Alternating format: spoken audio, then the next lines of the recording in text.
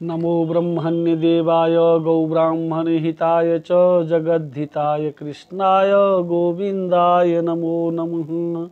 प्रिय मित्रों, धर्म कर्म विश्वनाथ चैनल पर आपका स्वागत और स्वागत करते हुए संप्रति कुशा का प्रसंग चल रहा है कि कुश प्रत्येक सनातन धर्मियों के घर में रहना परमावश्यक है, क्योंकि इससे देव कार्य और पितृ कार्य दोनों संपादन किए जाते हैं।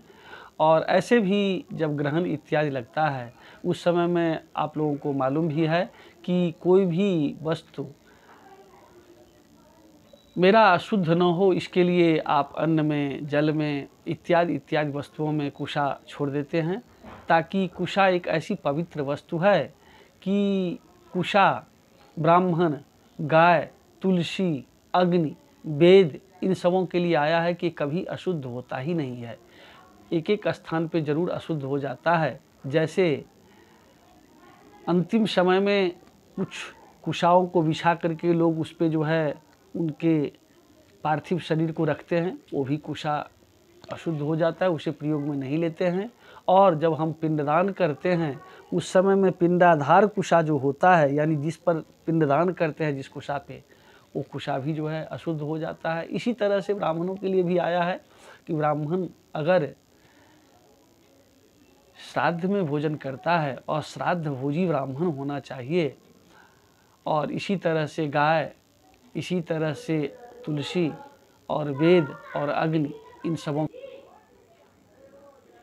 परंतु अगर ब्राह्मण गायत्री का उपासना करता है तो उससे ऐसे श्राद्ध में भोजन किए हुए अन्न जो उसे पचाने में सक्षम वही ब्राह्मण हैं जिन्होंने नित्य गायत्री का अनुष्ठान करते हैं। चूँकि स्वाभाविक बात है कि श्राद्ध में तो ब्राह्मण ही भोजन करेंगे, तभी जा कर के ऐसे जो श्राद्ध करने वाले हैं वो उनका श्राद्ध सफल होता है। तो ऐसी स्थिति में आप इनको जानें। और मुख्य वस्तु मेरा कहने का भाव ये था कि कुशा निश्चित रूप से अपने घरों में रखना चाहिए, ताकि कब आपको इसका ज़रूरत पड़ेगा आप समझ गए कि ग्रहण के समय या ऐसे भी देव पितृ कार्य के लिए तो कुशा परमावश्यक वस्तु है। इसे आप निश्चित रूप से जो है अपने घरों में रखें। अब आते हैं कुशा के निर्माण के लिए। चूँकि देव कार्य में कौन सी कुशा और पितृ कार्य में कुछ हम लोगों को पता नहीं, भ्रांतियाँ हैं। भ्रांतियाँ यह है कि कुछ लोग कहते हैं कि 3 कुशा का पवित्री बना हुआ दाहिने अंगुली में पहनते हैं और 2 कुशाओं के बने हुए बाएं अंगुली में पहनते हैं, जबकि ऐसी बातें हैं नहीं। कुशा सही में एक कुशा से भी पवित्री बनता है, जिसे कुछ लोग पैती के रूप में जानते हैं, जबकि पैती किसी और दूसरे चीज़ कुशा को कहते हैं। पैती उसे कहते हैं जैसे ये कुशा का एक पत्र है और इसको देखें ऐसे मोड़ करके और इस तरह से इसे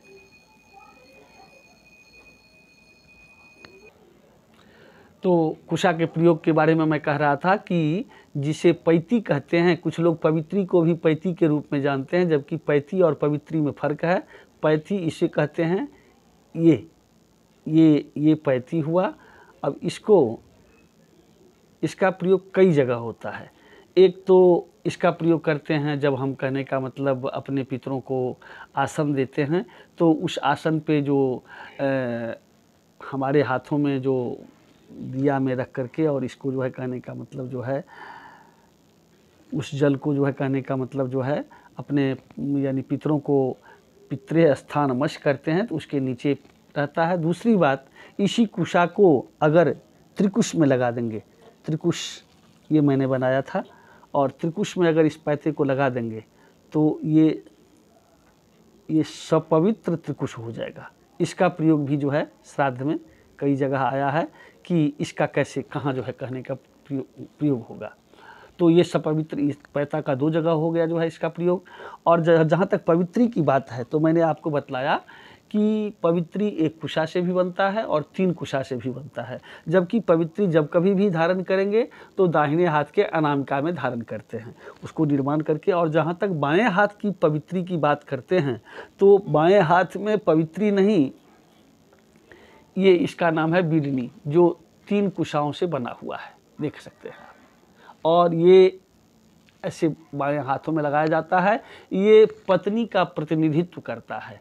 चूँकि आप ये भी देखते हुए होंगे कि बहुत ऐसे कार्य होते हैं जिसमें पत्नी साथ में रहें या न रहें। मैं पिछले एपिसोड में ये सब बातें कह चुका हूँ, जहाँ महिलाओं के लिए मैंने 100% 100% आरक्षण का बात किया था। तो मैं जो बाएं हाथ में पवित्री की बातों के लिए कह रहे थे कि नहीं, बाएं हाथों में ये बिरनी जो लगाया जाता है, ये बिरनी ऐसे लगाते हैं और ये पत्नी का प्रतिनिधित्व करता है। मैं पिछले एपिसोड में भी कह चुका हूँ कि महिलाओं को अगर साथ में रहें शुभ कार्य करने में तो पर भी, और नहीं भी रहेंगी तो पर भी उनको तो आधा पुण्य मिलना ही है। चूँकि वो अर्धांगिनी है, पत्नी को अर्धांगिनी कहा जाता है, इसीलिए कुछ लोक मर्यादाएँ भी होती है। और ख़ास करके पितृकार्य में तो आप जानते ही हैं कि पत्नी नहीं रहती हैं, तो उसी की प्रतिनिधित्व करने के लिए बाएं हाथ में पैता नहीं, पवित्री नहीं, बल्कि ये बिरनी जो है लगाते हैं, और दाहिने हाथ में वही 1 या 3 कुशा का पवित्री जो बनाते हैं वो लगाते हैं। अब ये बिरनी का जहाँ तक बात है, तो ये बिरनी मैना की माँ की नाम था बिरनी। ये मैना की माँ का नाम था बिरनी, जो जिनकी कन्याएं आदि शक्ति को जन्म दी, यानी पार्वती को जो है जन्म दी। इसीलिए ये पत्नी का प्रतिनिधित्व करने के लिए ये बाएं हाथ में लगाते हैं। ये शुभ कार्य में यानी देव कार्य में भी लगाते हैं और पितृ कार्य में भी लगाते हैं। इसका प्रयोग प्रायः अब हमें लग रहा है कि दक्षिण भारत, बंगाल, मिथिलांचल और नेपाल के जो ब्राह्मण लोग हैं वो निश्चित रूप से इनका प्रयोग करते हैं। ब्राह्मण ही नहीं बल्कि जो द्विजाति हैं, ब्राह्मण, क्षत्रिय, वैश्य, उनको निश्चित रूप से ये कहने का मतलब ये देते हैं। तो ये आप समझ गए। अब मैं एक पवित्री का जो अभी जिक्र चला था, मैं उसको दिखाना चाहता हूँ कि एक कुशा से कैसे पवित्री बनता है, उसका भी निर्माण करके दिखा देता हूँ। ये एक कुशा है, देख रहे हैं आप। अब इस कुशाओं को मैं पवित्री बनाता हूँ, वो आप देख लें। पवित्री बनाने की ये प्रक्रियाएँ हैं। अगर एक कुशा का बनाते हैं तो ऐसे जो है कहने, एक कुशा की पवित्री को मैं बना रहा हूँ। आप इसको गौर से देखें। ये इस तरह से जो है इसको घुमाते रहेंगे और इस तरह से पूरे जो है कहने का इसको बांट देंगे, जैसे रस्सी को बांटते हैं।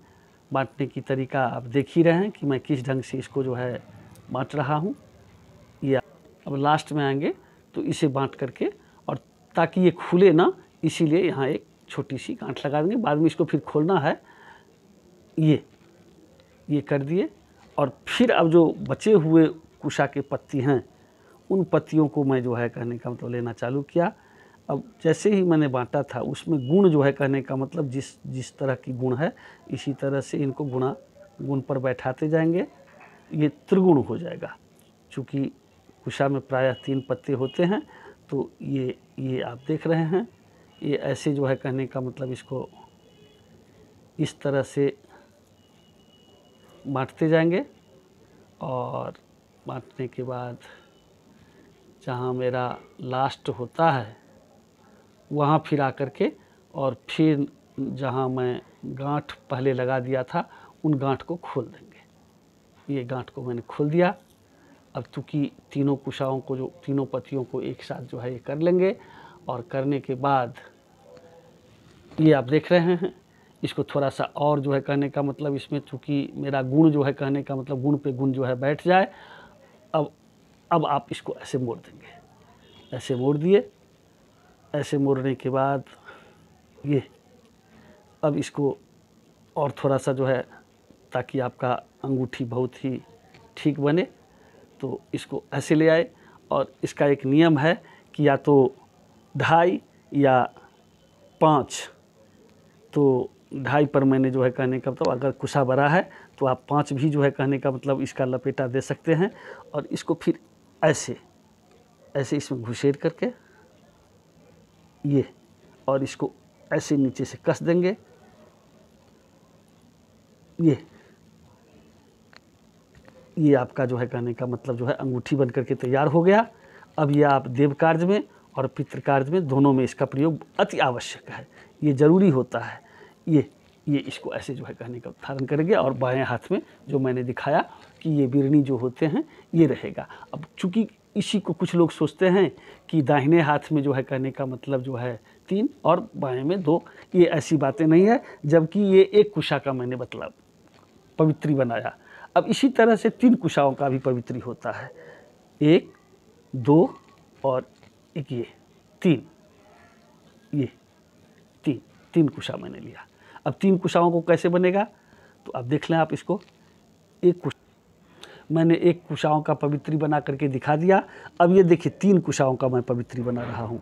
ये ऐसे जो है कहने का तो कुशा को रख देंगे और इस कुशा को ऐसे रख देंगे। अब करेंगे क्या, तो ये फिर इस पर जैसे पहले वाले एक कुशा का किए थे, ये इस तरह से गुण बैठाएंगे। इस तरह से जैसे पहले बांटे थे एक एक पत्तियों को, इस बार एक एक कुशाओं को जो है कहने का मतलब जो है इसमें बांट लेते हैं। ये चूँकि 3 कुशा का है तो इसीलिए हमें ऐसे बांटते जाएंगे, ऐसे बांटते जाएंगे।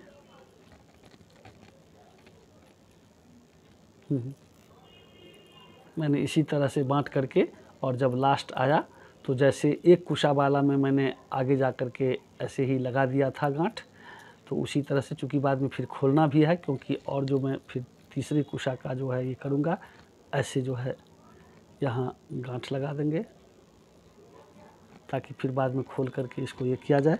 अब जो 2 कुशा हो गया इसमें, अब तीसरी कुशा जो है अब उसी तरह से इसमें गुण जो है कहने का मतलब बैठाएंगे। जैसे एक एक पत्ती का मैंने बैठाया था उसी तरह से इसको 3 कुशाओं को ये। और ये सब दिखाने का मतलब ये है कि आगे पितृपक्ष भी आ रहा है और कुशोत्पाटनी अमावस्या भी आएगी, और आपको निश्चित रूप से मान लीजिए देव कार्य तो ऐसे भी आप कर भी लेते हैं बिना कुशा का, तो मैं तो बतलाया कि आप पूर्ण जो है कहें फल का भागी नहीं बन पाते हैं, लेकिन पितृ कार्य में तो बिना कुशा का आप करते ही नहीं हैं। ये जबकि देव कार्य भी नहीं करना चाहिए, तो आप इसको गौर से अगर देखेंगे तो आप स्वतः भी बना करके आप इसे जो है इसका प्रयोग जहाँ जैसा प्रयोग होगा देव कार्य या पितृ कार्य तो उसका प्रयोग करेंगे। और निश्चित रूप से पितृ कार्य के लिए जो है कुशा का प्रयोग करते ही हैं। तो आप इसे देखें इसी तरह से इसको गुण बैठाते हुए, और ये तीसरे कुशा जो था मैंने उसको उस पर गुण बैठा दिया, और जो पहले बांधे थे 2 कुशाओं को उसको खोल देंगे ताकि इन तीनों को एक में जो है कहने का मतलब गुण बैठा करके और ये कर देना है। अब उसी तरह से जैसे मैंने कहा था, चूँकि ये कुशा भी थोड़ा सा बड़ा है पहले की अपेक्षा, इसको गुण को ठीक कर लेंगे।